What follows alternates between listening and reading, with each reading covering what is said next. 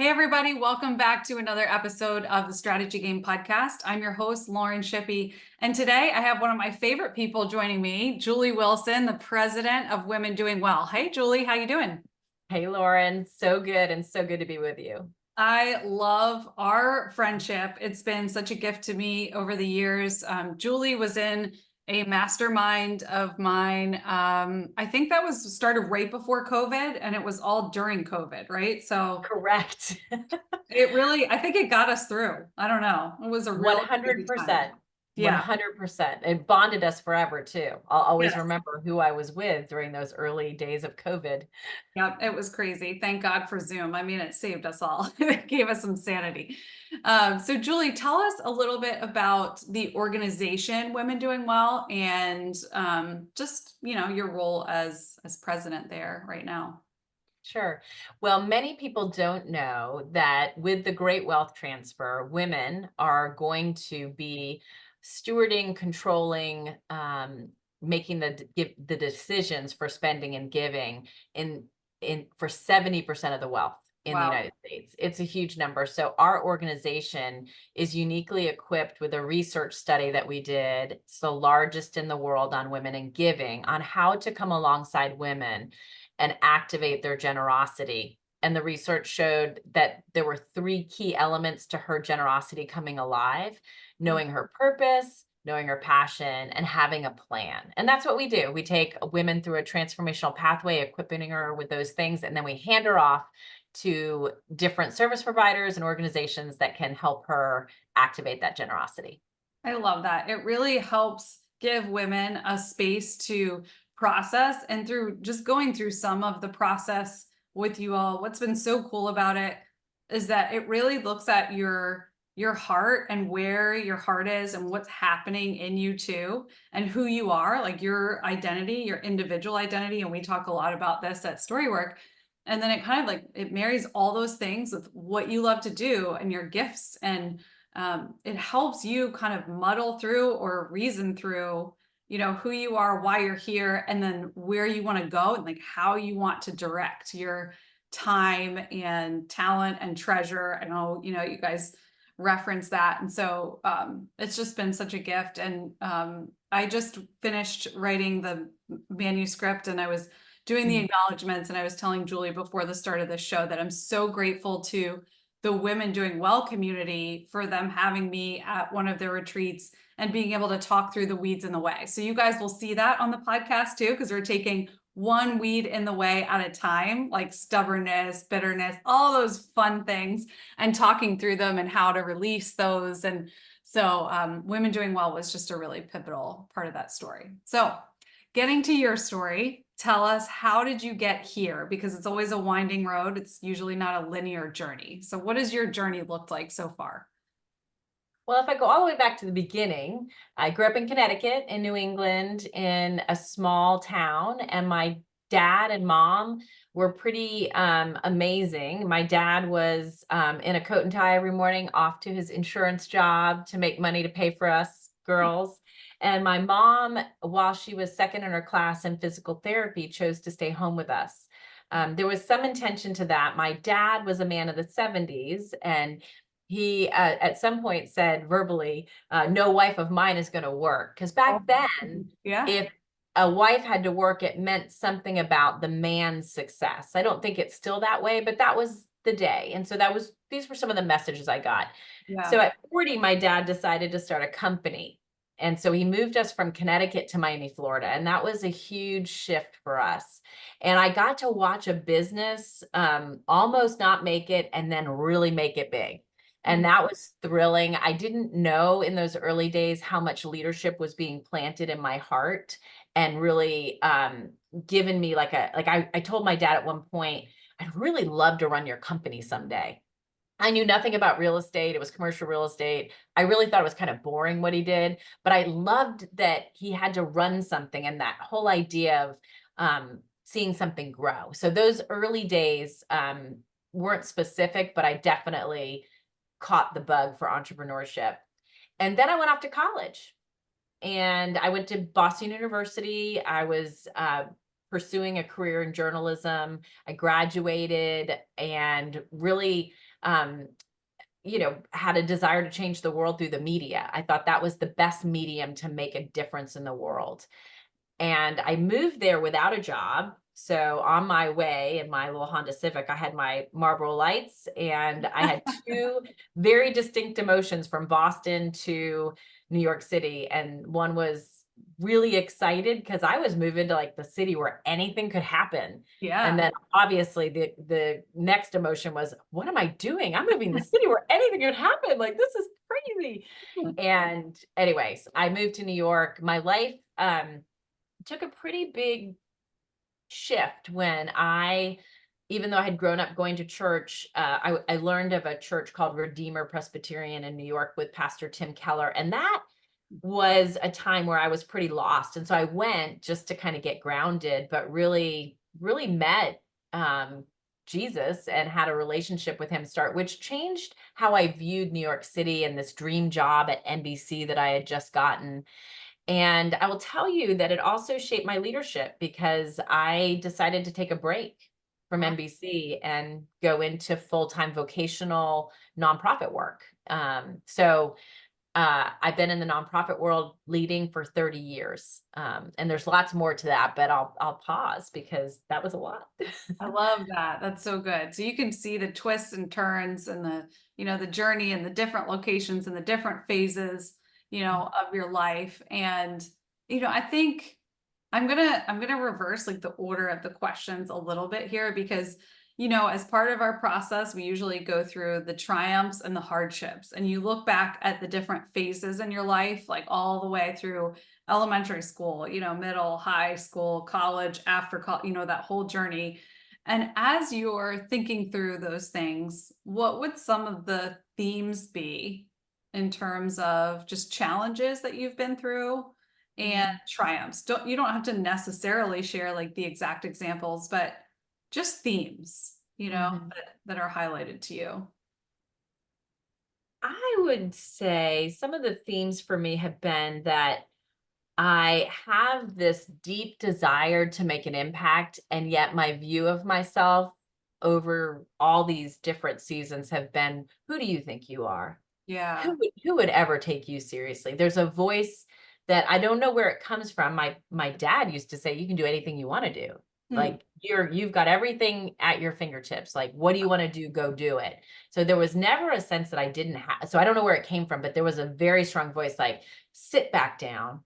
Ooh. Who do you think you are? What are Silence. you doing? And so some of the challenge honestly has been myself Yeah. and trying to really name and figure out what is really overestimating my ability and what is really me limiting myself.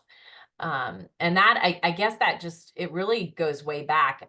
Some of it was, I already hinted at it, the messaging I got in the 70s from Yeah. a family that was not really Yeah. uh, there weren't super conservative socially. So there wasn't but my dad did say as I went off to Boston University, I'm going to pay for this, but don't become a feminist. What does that mean? I didn't even know what a feminist was. And Right. going to Boston University, a very liberal, well-respected institution, and taking a class on movements. Hmm. And we studied the women's movement, the men's movement, the environmental movement.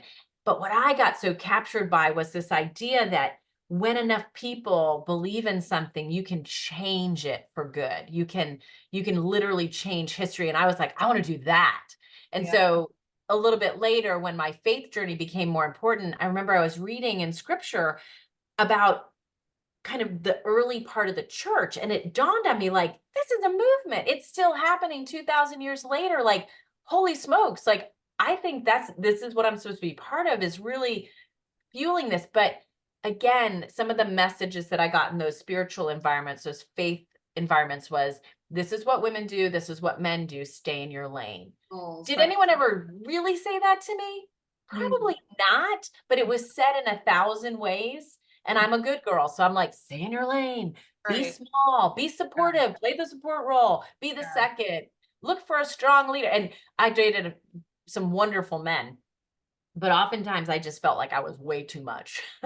And again, so that's that So theme again, of that like silencing, I'm like be way quiet, too much, be take quiet. yourself less.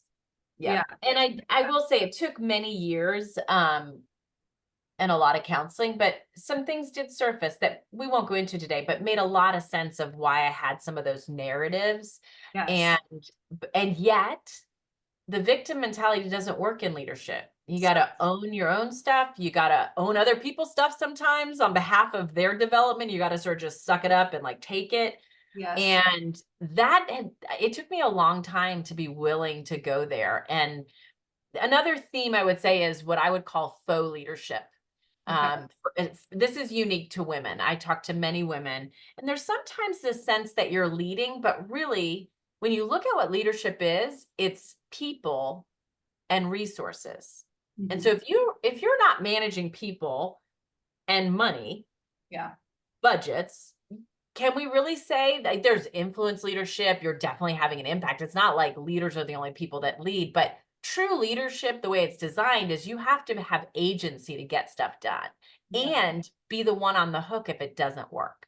Mm. And so I can tell you that I just didn't have those opportunities. I always had somebody that was above me responsible. Yep. And uh, I didn't know that for many years. It's only been in this role running this nonprofit that I'm actually on the hook, and it is my fault if stuff goes wrong. And while it's terrifying, it's so life-giving to me because of those narratives that I described, like, who do you think you are? I go, well, I know who I am, and I am not enough. And yet God is. If Yeah. he's made me a leader, I can lead. I Right. just have to keep showing up every day. And That's, sometimes that's all I can do is yeah. show up.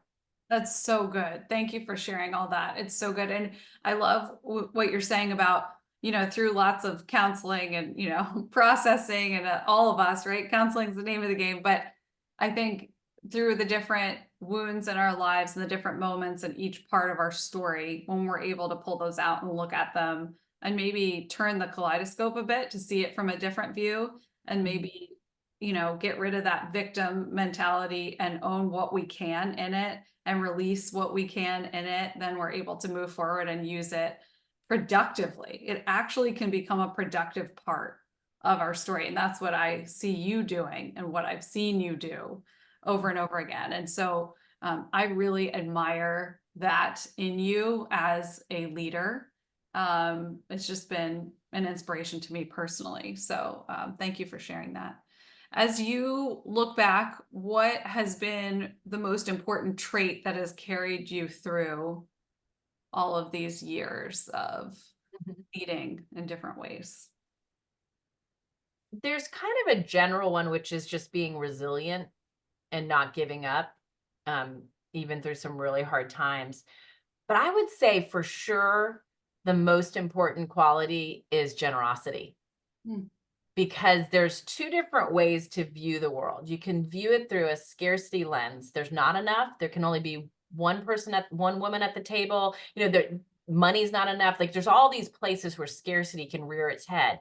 But as I have been growing in my understanding of God's generosity in every way towards us, even just the amount of trees there are in the world, or the fact that we have sunlight every day, there's so much generosity, right? So Yeah.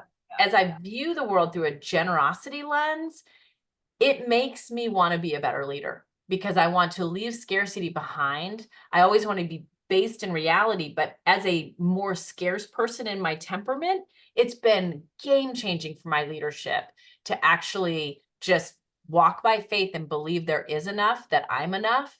I'll have enough when I get there.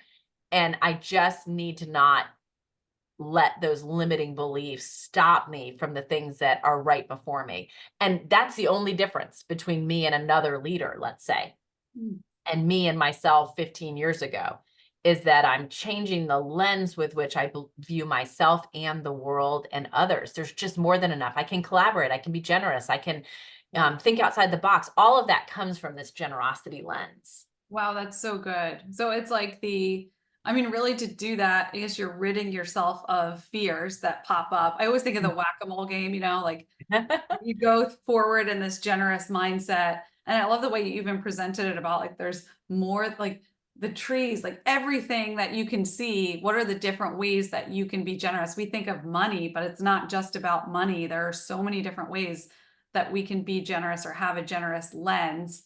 but we've got a whack-a-mole fear or insecurity or those weeds in the way that pop up at the same time. So I guess that's where your other trait of just resilience and working through hard things would come in, like this Mhm. beautiful balance of being resilient and committed and just showing up and standing there and then adjusting that lens to generosity. Mhm. Yeah, and to believe that the ideas that are in my mind, a friend of mine calls it the screen of your imagination. So as a visionary leader, sometimes I'll just get these pictures and I'm thinking, what is that? What do I do with that? And what I'm learning to do is just hold space for it. Just say, don't be afraid of it. It might be 10 years from now that that thing's going to happen. I don't have to tell my team about it. I could just write it in my journal and Yep. say, thank you, God, for giving me that picture. I don't know what it all means yet. Whereas before I would sort of berate myself, who do you think you are? And that's the most ridiculous. Like there would be this whole negative. Now I'm like, huh, God's big. And you Yeah. know what? If I There. can think it, it can happen. Right? Like I'm from the Jetsons age. That's how old I am. I used to watch that show. I mean, Jetsons. the Love it. Jetsons is actually, somebody imagined that years ago when that was unimaginable. We Sure. may have flying cars in my lifetime. I mean, we already have them, but we might actually be driving or Yeah. flying them, right? And so I just find it to be amazing. If our imagination can dream it, I believe it's because God can do it. Hmm. Not in our own power can we do it, but I think with God's grace, and that's for believers and non-believers, like right, Yeah. grace is everywhere. Yeah. um so I just think that as a leader it really helps to just allow yourself to um hold tension for the things that don't make any sense this year but might in 10. That's so good. That's Yeah. really good. In that process right now, the place, and we were talking a little bit about it, of going to the dreaming room. That's what I call it. Just spending time in the dreaming room and knowing that there's reality and that some of these things may not happen for years, but if you can hold space for it, when the time comes, you'll know. So it's really cool. I'm also learning there are some leaders that you work with, and what by leaders, I mean there are people on your team who are leading elements of your organization. And I've just gotten really respectful that there are people on the team doing absolutely critical work, but they don't have any capacity for where I live most of my days as a visionary. And so really just making sure you create places like my relationship with you is a place where I can like go, I just had this idea and I got to tell somebody, Yeah. because you will just hold space for me and let that just be true. Whereas somebody else would just kind of give me a look that in a past day, I'd be like, oh, who am I? I'm so ridiculous. Like, Yes. again, it's being emotionally aware enough to know that it's not other people's fault if they don't understand. So true. It's like, just let them be who they are. They're going to execute your plan and make it so that it's not a complete chaotic mess. Yes. And so that's just something I'm learning in the current moment I'm in as a leader. And it's been really helpful to just realize like, I'm the way I am, and that's what's needed for the organization, and other people are going to be in a different place. So this is really more, you know, for a unique group of leaders who are visionary leaders where they have to hold space for themselves in that way. Yes, I've been thinking about similar, so I'm really glad you shared that because I think previously I would do the same thing. I would share with some and it wouldn't make sense, it wouldn't resonate. And then sometimes that's hard as a leader because then you can look at yourself and think like, I must be crazy or this is not. So you can start to doubt yourself. So I think it's that.